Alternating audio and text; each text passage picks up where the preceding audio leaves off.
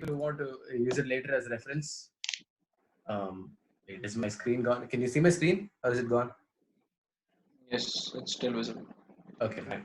So for the people who have done downloading, you need to go to where you've downloaded this thing, which is, wait, where is it downloaded? You got to go to your wherever you downloaded it, and you'll have to install it. It looks something like this: MinGW x64 installer. So once you open that up, just go click next. Click next. I've already done this, but then I'm doing it again just to show. Over here, you don't need to do anything. It doesn't change a lot. You can just click next. Or if you have a x64, if you know that you have an x64 system, just change this to x64 and then click next. Tell me if I need to stop. Okay, I won't know if you guys don't talk. Okay, Shivali says net is slow and she's noting down steps. Okay, good. So yeah, you'll have to do this. Okay, there's another thing. Okay, no, nothing. I'll tell you later. Okay, fine. So after that, you'll have to click next and set up a directory and just install it. It won't take it doesn't take a lot of space. I don't know, 200 MB or something. Click next and it'll download the file again. It'll download around, I don't know, I'm not sure how big it is, but it'll get over fast. Okay, wow. I've already done downloading, so I'm not going to do it again.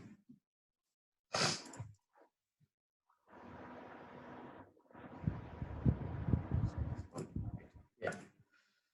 So those of you who are currently downloading this thing, let's go back into C++ and let's just talk about some theoretical stuff about C++.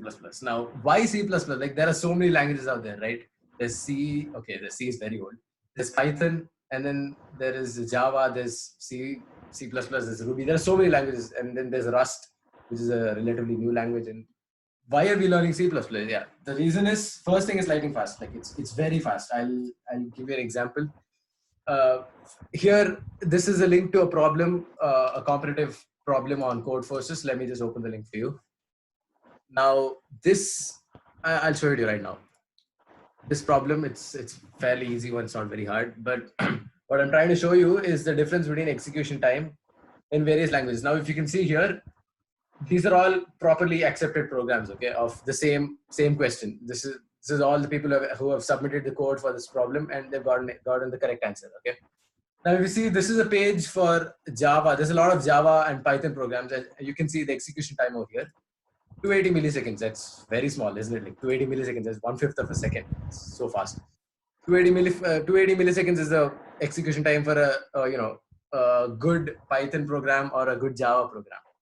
Now, if I sort it based on execution time and go to the first page, which is the fastest programs, you can see it's all C++ or C. And look at the execution time, 15 milliseconds. You see the difference, right? Java and Python, they took around 280, 300 milliseconds to execute, whereas C++, like, literally, it's so fast that it executes so in 15 milliseconds, 30 milliseconds, and those are probably, they use the same logic or the same algorithm. So you can see a difference in speeds. That is one main advantage when it comes to competitive coding, because you need your code to be accepted in a very small interval of time. You will sometimes have 1 second or 2 seconds for your code to get accepted, and of course, if you're using a good algorithm, it will be accepted in every language. But then if you're not exceptionally good in algorithms, and if you have a fast language, it might just, help you clear the time complexity. That is one thing. This is the reason I'm using C++. It's very fast.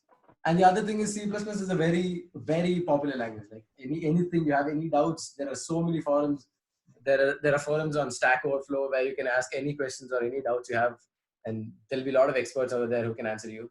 On the other hand, programming languages like Rust, it has a currently building community. Rust is also incredibly fast, but the problem is, community is currently building. It's not a lot of people are there. So if you encounter some weird errors, you'll have to sort it out on your own. Like, there won't be a lot of people to help you.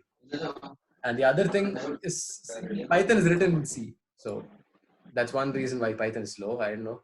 But that's another cool reason to learn C++, right? So, okay, I need response. How many of you have done with Atom and MinGW downloads? Guys, are you done with it? Okay, Naveen is done. What about Arjun, Shivari? All guys respond. Come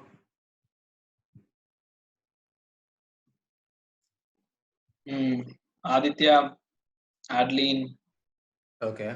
Anaga, Nirud, guys,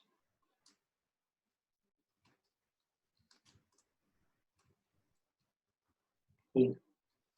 Gokul, Nirmal. Okay. Done from some people.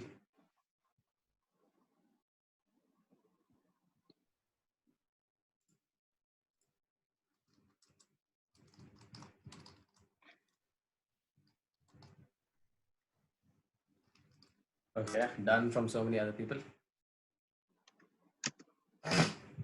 Done. Okay. All right. We're getting a majority. A lot of people have done it. So let's proceed with installing MinGW. Okay. Now, what I want you to do is, if you're sitting in front of computer, type Windows plus R, which is the run command. And I need you to type it. I need you to type on this sysdm.cpl. Sysdm.cpl. Okay. Don't make mistakes. Sysdm.cpl and click OK. And this window will pop up. You'll see something like this: system properties. Now, what I want you to do next is go to advanced. Are you all following me? I hope you're following me. Go to advanced and click on environment variables. Okay. Now, after clicking environment variables, you'll see a very big window with a lot of, I don't even know what this is. Now go to this field called path, which has P written in capitals and rest in small, and double click it, and you'll be able to see a lot of things over here too. Now, what I want you to do next is I need you to remember where you install MinGW. As you guys you should remember where you install MinGW. It'll be somewhere in C program files. That's where I installed it, and okay, now what I need you to do next is go to where you've installed the MinGW. Go to the folder. It'll probably be in C program files, and over here MinGW minus W64 over here. Now open this folder and open the folder inside it, and then open MinGW64 and go to bin. If you go to bin, you'll be able to see a lot of executable files. Now, what I want you to do is copy this path. Click over here, and you'll be able to copy the path. Take this, Control C, copy the path. Now, go back to sysdm, go back to environment variables, and create a create a new one, and then paste it over here. Just Control V, okay, and click OK, OK, and OK. So, did everybody do that? Do you follow, or you want me to repeat? Respond in the chat, please.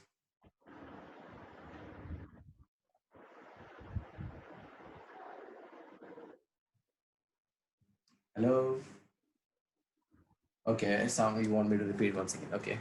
After installing MinGW, click on Windows plus R. You'll see sysdm.cpl.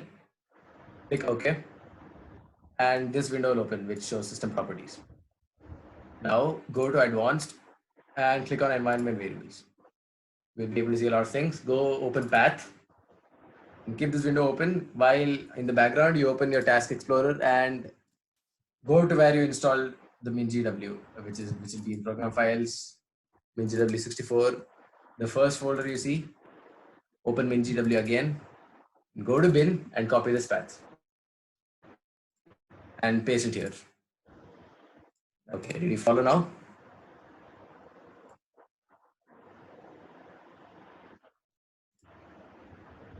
I need a response, guys. Is everybody okay with this? Did everybody follow? Did you do this? Because this is the main step. If you don't do this, you can't compile C++ programs in your computer. Did you all do this?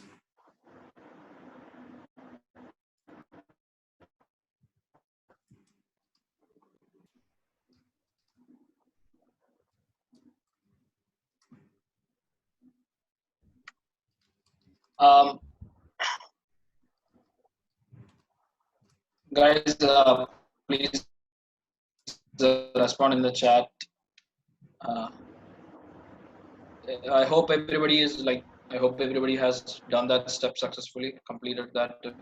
If there is any issues, please do raise it in the chat. Okay, I'm seeing some positive responses here. Good. Okay, Yep. I think everybody is good to roll here.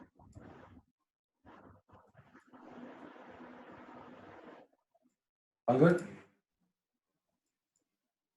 Yeah, let's move on to this. Okay, let's proceed. Okay, fine. If everybody's done with that. Now, if you have problems with that, it's fine because it's. Uh,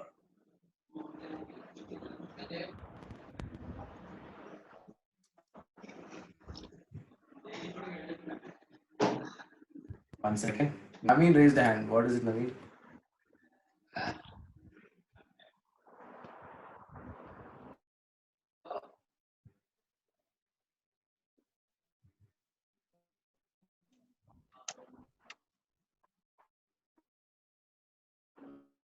Naveen, you have raised a hand. What happened?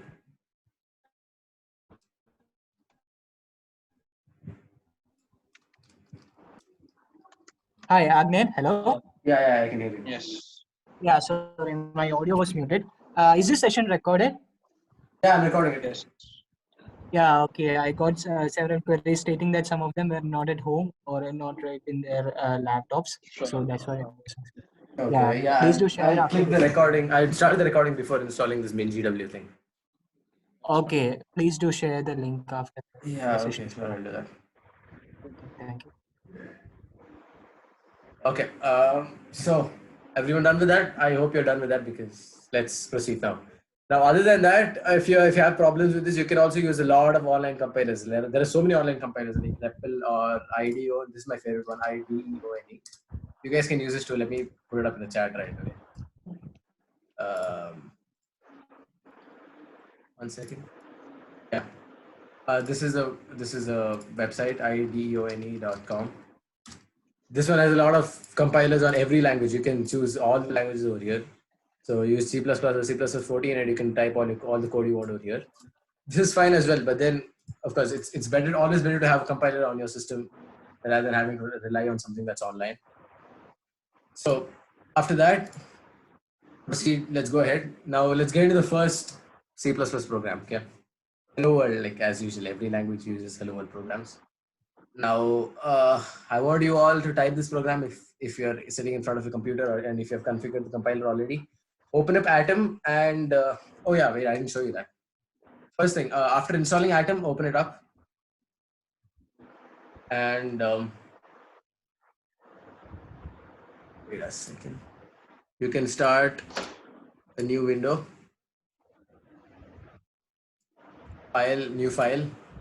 You can just type something in the file. It's currently a text file. It's not a .cpp file. You need to rename the extension later on. So once you open a new file, wait, you're following me, right? All of you open Atom and do what I do. Just follow me. After opening Atom, I need you to copy and type the program that I'm going to type right now. I'll explain it to you on the way.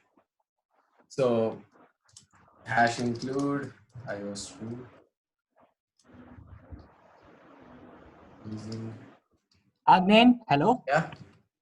Yeah, can you please slow down a bit? I see some of them are finding difficult with the speed. Okay, sure. Can Let you me just please? type it down. Yeah.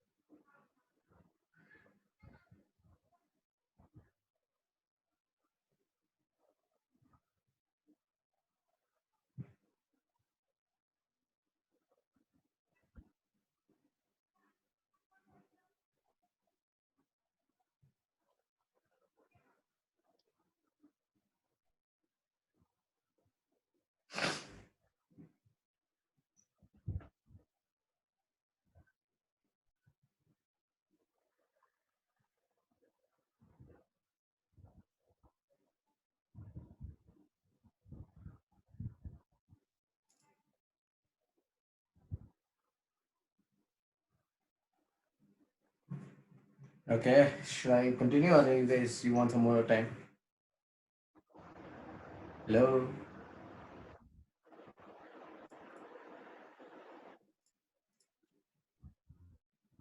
After opening Atom, yeah, we have to go to file and start just open new file.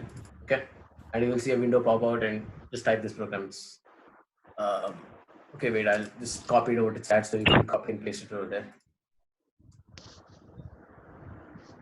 You can just copy and paste the same program over there in your Atom once you're done.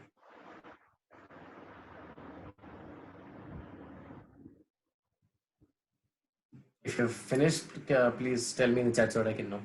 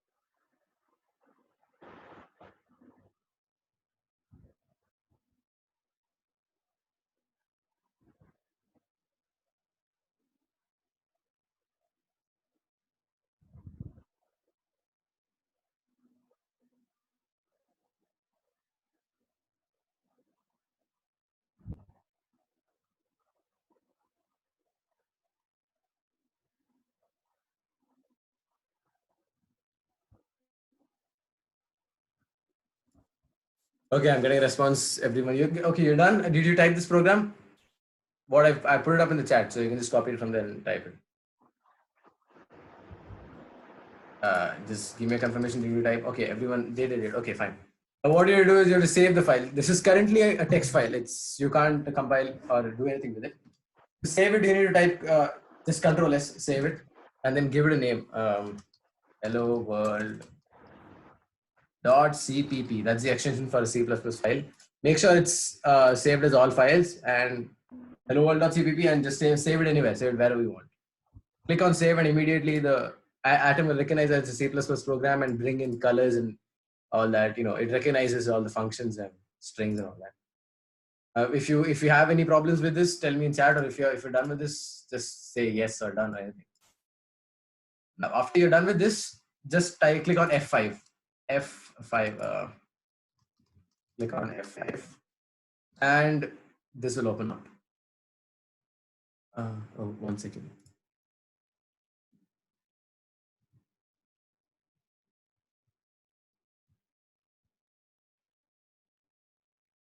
Oh, did you click F5? Did anybody have problems like this?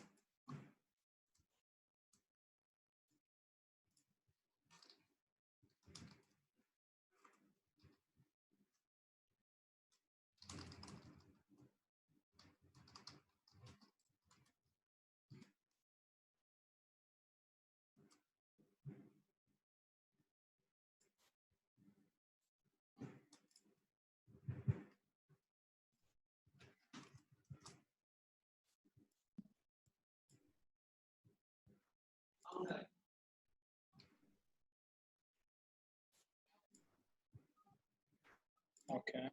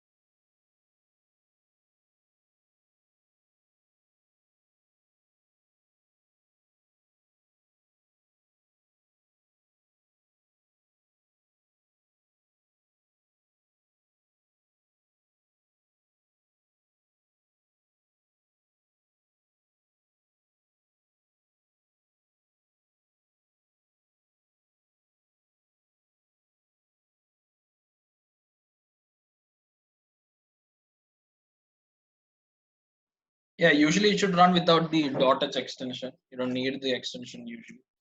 Um, if it doesn't, if it shows an error, you can also try adding the .h. Usually it's not required. Okay. So seeing some of you have already run it successfully. I mean, this is a pretty easy, pretty basic starter for every programming language, whichever it is. Okay, is everybody able to see my screen again? Yep. Dennis, are you able to see my screen? Yes. Okay, so the problem is, as you can see, I've saved the file as helloworld.cpp, and if I click F5, it throws me this error. Just a second. Yeah, let it go. Okay. Yeah, it throws me this error. C uses hello is not a recognized internal command or external command. Now, what this problem is that as you see, I've named my file as hello spacebar world.cpp. Now the problem is you can't put spaces in your file name. Okay, if you put spaces, you will get some weird error like this. So what you have to do is you need to rename the file either without spaces, or you can just name it hello.cpp, and then if you click F5, it comes properly. So be very careful with that. Renaming a file, you can have a lot of stupid errors coming from there. So if you all got that, well, congratulations, your first C++ program is done. Now coming to some other important parts is we'll only be discussing about output formats today. So that is one way to take output, because the reason we won't be taking input today is C++. If you need to take input, you need to define or declare certain containers, which we'll be teaching you or we'll be taking tomorrow. Now coming to output formats, there are a lot of ways to format your output in C++. For example, you can use cout is okay. Wait, I didn't explain the code. I'm so sorry. So the first line here is hash include IO stream. Now this line, this is called a header file or a header. That's what it's called, hash include IO stream. Now IO stream stands for input output stream. Now this IO stream is what helps you define the functions that deal with input and output. I'll repeat again. This header file IO stream is what helps you define the functions or call the functions that use input and output. IO stream stands for input output stream. Now the function that we are using here is cout. Cout is the output function. Now this function gives you an output in the output screen. Now the next sentence is using namespace std. Now this sentence, it defines a namespace for your program. Every certain functions need certain namespaces. For example, if I remove this line and if I execute, there'll be an error. It says that there is no namespace. The cout was not declared in the scope. So what you will have to do is you have to go here and type std c plus cout, and it'll cause you a lot of other problems. So just use this. Oh, sorry, just use the line using namespace std. And it'll be fine. It'll be correct. And the next thing is called int main. Now int main is a main. For every C++ program, you need something called a main function. This main function will be containing all the essential things of the program. Now, first, when you're running a C++ program, this main function is a thing, or the contents of the main function is what runs first. Okay. So int main defines the main function of type int. Int is short form for integer. Okay. I hope you're following me. If you have any doubts, please feel free to use the chat. Wait, is it because the version? Okay, wait. Did this doubt get cleared, Jeevan? Yes. Okay, fine. I'll continue ahead. If you have any doubts, please make sure to clear it right now, because we'll be having a lot of troubles if you don't understand what's going on right now. Okay. So that's what the main function does, and then there is open. Oh wait, we have something. Okay, we have the opening and closing brackets. Now this is necessary in C++. Many of you who have done Python, as you know, in Python you don't need opening and closing braces. You just need indentation. Namespace std. Okay, namespace std. It's not. See, what I'd say is I don't know a lot about namespace std, but all I can say is namespace is something that you need for a function. I'd ask you, I'll recommend you just use it as a, just copy it and paste it in your program. You need this in every program, okay? Standard std is short form for standard. So using the standard namespace for all the functions. If you don't use a standard namespace, you'll have to define the standard namespace for everything. Okay, I'll just show it to you anyways. See, if I remove this std right now, and then I'll have to type std over here in every line. Okay, only if I do that will my code run without an error. Let me just check it. See, I need to type std in every function that I use. Okay, or else it'll throw me an error. For example, if I don't type std, it'll throw me an error. Cout was not declared in the scope.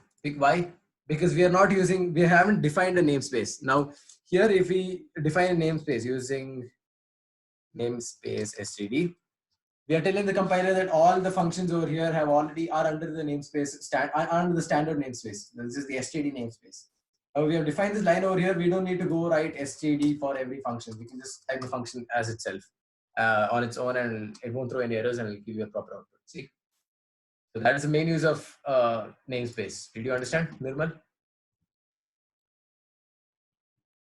Okay. Now proceeding ahead. Cout hello world. Now this is the output function. Now output function, you can also do this. Cout and 2 invert brackets. This is a general syntax for cout. If you need to output anything, it has to be inside this. Okay, you have to do it inside this. And you can just type integers or numbers just like that. If I type cout 100 and give it a semicolon, and if I run the program now, as you can see, hello world 100. So if you need to type numbers, you can just type like that. But then if you need to type cout, my name is Agneyan, and if you run this, of course it won't run, because my name is Agneyan is a string. Okay, it's a collection of English characters. It's a string, so you have to place it inside double quotes, which is like this. So so if you place this inside double quotes and run the program again, it says hello world, my name is Agneyan without any space. Okay, so that's the main use of the cout function. Now you can, instead of doing this, like if you want to output 2 things together, and there's another way to do this. For example, instead of writing 2 cout statements, you can just do this. You can extend this cout. Like you can do this. My name is Agneyan, and this will work as fine. This is just the same as 3 cout statements. Now let me click F5, and it shows hello world, my name is Agneyan. This is exactly the same as typing hello world, cout, my name, cout is Agneyan. This is the same thing. What I showed above and what I'm showing right now is the same thing. Okay. Wait, we have somebody in chat. Cascading. Jeevan is asking if this is cascading. Yeah, it's cascading. It's basically extending the one cout statement so that you don't have to write cout many number of times. Okay. So hello world, my name is Agneyan. Okay, I want you guys to try this out or try something out so that you don't, get well versed with it. Try hands-on experience, get something, do something. Cout something like hello world, my name is Agneyan, or anything that you want, and just run it and just check if it runs properly. If there are any errors or any problems, please let me know in the chat. For those of you who are for doing this for the first time, for getting introduced to C++ with this course, try to output all your details like what has been shown on the screen. Like try outputting your basic details. The basic details you would give somewhere on a form, like your name, age, gender, your date of birth, something like that. Like in a proper fashion, like how you would like it to appear in actual experience, like in an actual screen, how you would like to appear. Agnew will just demonstrate. Yeah.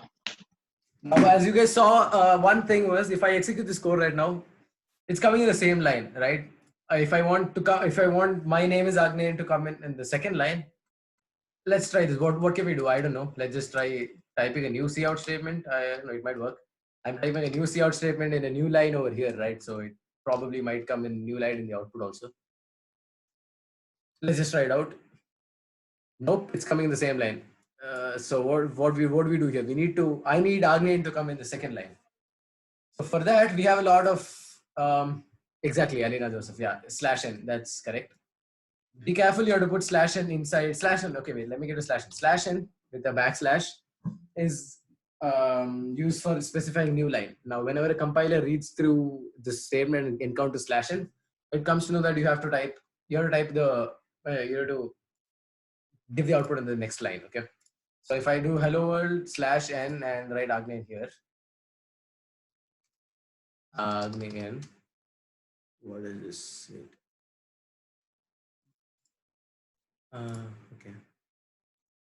Hello world Agni. If I give this, it's gonna do hello world and Agni. Okay. Wait, who's drawing lines? Yeah, what's that lines on your screen? Somebody is messing up with this thing. Okay, that's fine.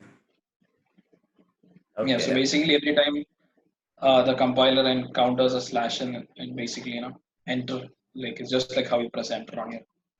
So if you want to, as Denison told, he gave you a question, right? If you want to type all your basic details like name, Agni. Wait, somebody's got it out.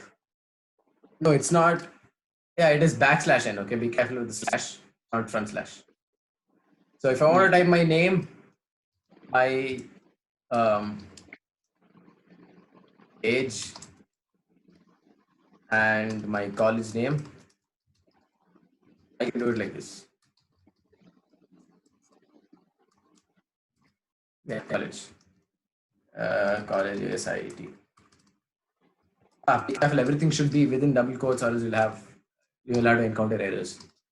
If I output this, is there any other way to run the program other than FI? I'm not really sure about that. In Atom, I think FI is FI. The reason FI is if you right click, you can see here compile and run. It's FI, so I don't think you can change the keybind to anything else. If FI is not working, or if you have problems with that, you can just right click and click on compile and run. It's the same thing. So that's the use of /n. It gives you the next new line operator. It's called the new line operator. It gives you the next line. What's the output in the next line? Now coming to the next output operator, it's tabbing operator or /t. Now what this does is, see, if you want a space characters, for example, if I want to space my name and name, I can do this /t. What /t does is it gives a specific amount of indented tabs. Like if, for example, I'll just show you the output. You'll know it better. Name /t Agnan will give you output like this. See, as you can see, there's a specific set amount of space. I think it's 4 spaces. Yeah, 4 spaces between between name and my name. So if you give /t, it defines 4 spaces. Okay. It helps in better indentation. Output will look prettier if you do all this. If you do /t and if you use /n, the output will look more formal or professional, and it'll be easier to debug later on. When we come into competitive programming sections, we'll have to deal with a lot of debugging. So giving proper output formats will help you. It comes a long way in giving proper debugging codes properly. So is everybody clear with this? Did everybody understand? Were you all able to do this simple hello world program where you print your name? Yes, from Naveen. What about the other guys? Come on, we need a response. Yes, Arjun. You're getting a positive response from most of the people. Okay, so it looks like most of the people have done this properly. Okay, this is going just a second.